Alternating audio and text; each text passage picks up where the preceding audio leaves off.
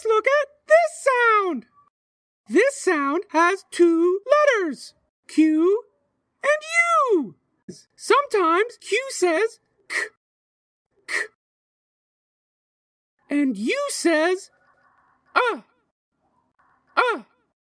or U. When we put them together, QU says qu, qu, qu, qu.